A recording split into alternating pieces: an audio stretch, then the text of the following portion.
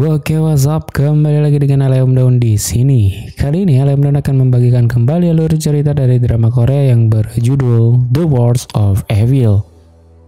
Kali ini kita memasuki episode yang ke-8. Di episode yang ke-8 ini kita mulai dari obrolan yang dilakukan di markas geng Tiongkok. Haryun menghubungi ayahnya bahwa Haryun perlu waktu lebih lama untuk memutuskan keputusannya, dan ayahnya pun menuruti kemauan anaknya. Di dalam markas geng Tiongkok juga ada Profesor Yon. Kemudian ayah Haryun berkata pada Profesor Yon bahwa Jung Gi-chol setidaknya harus dihukum karena telah merusak kesepakatan. Setelah itu di sana para geng Tiongkok itu melakukan seperti ritual minum sebagai bentuk kesetiaan dan persaudaraan sesama keluarga.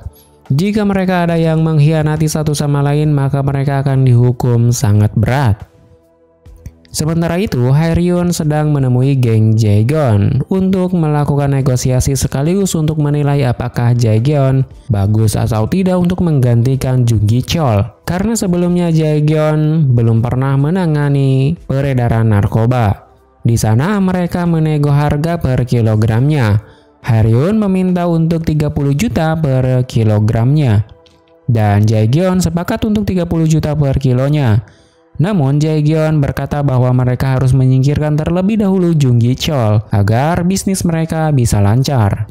Namun sepertinya Haryun tidak mau melakukan itu dan tidak mau ada keributan.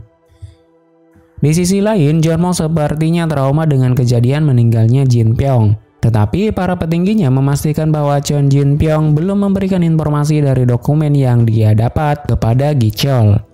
Para atasannya pun memerintahkan Jeonmo untuk bersikap biasa saja dan melanjutkan penyelidikannya. Dan istri Jeonmo pun di sini tentunya khawatir juga dengan keselamatan Jeonmo, suaminya.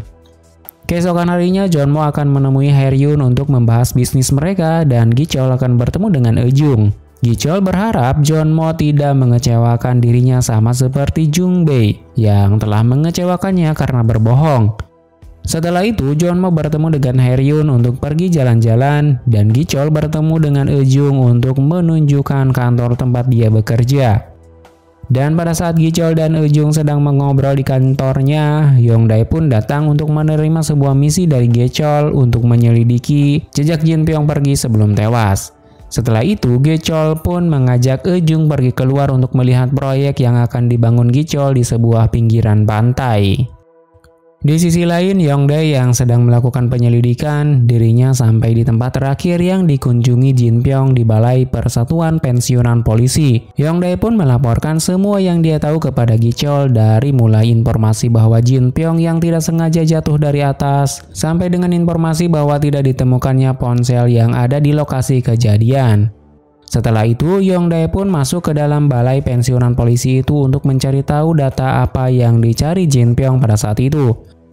Setelah Yongdae mendapatkan datanya, dia pun langsung mengabari Gi-chol bahwa data yang dicari Jin Pyong hanyalah data riwayat ayahnya Eujung dan tidak ada yang aneh di sana.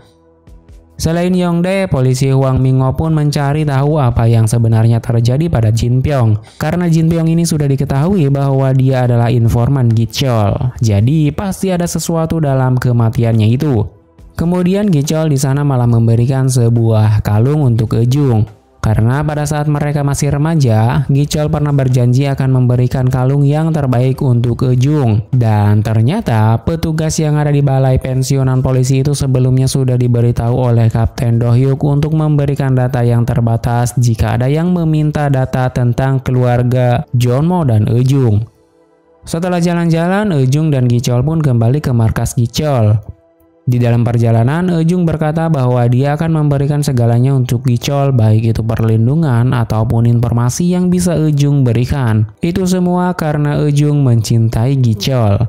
Eujung terpaksa melakukan itu semua karena agar Gi-chol mempercayai Eujung. Kemudian setelah sampai di markas, Gi-chol memperkenalkan Eujung kepada karyawannya bahwa Eujung adalah calon istrinya dan mereka semua harus menghormatinya. Di sini pasti ada pro kontra tentunya, terutama dari teman baik Gi-chol. Haesang yang tahu bahwa Eujung adalah polisi dan itu mungkin saja akan membahayakan geng mereka, dia pun tidak setuju dengan hubungan mereka. Namun Gi-chol meminta untuk Haesang tenang saja karena Eujung sudah Gi-chol kendalikan. Di sisi lain, Jeonmo yang sedang bertemu dengan Haeryun, dia berhasil merayu Haeryun. Jeonmo berhasil membuat Haeryun percaya, hingga pada akhirnya Haeryun bilang kepada ayahnya bahwa Haeryun memilih geng Junggi Chol sebagai perantara mereka untuk mengirimkan barang dari Tiongkok ke Jepang.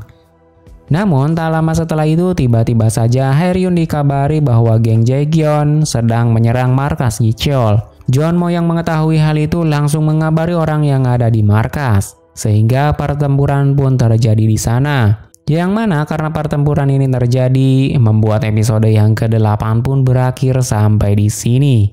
Oke, itulah episode yang ke-8 kali ini ya guys ya. Oke, sampai jumpa di episode selanjutnya. Tetap jaga kesehatan dan terima kasih.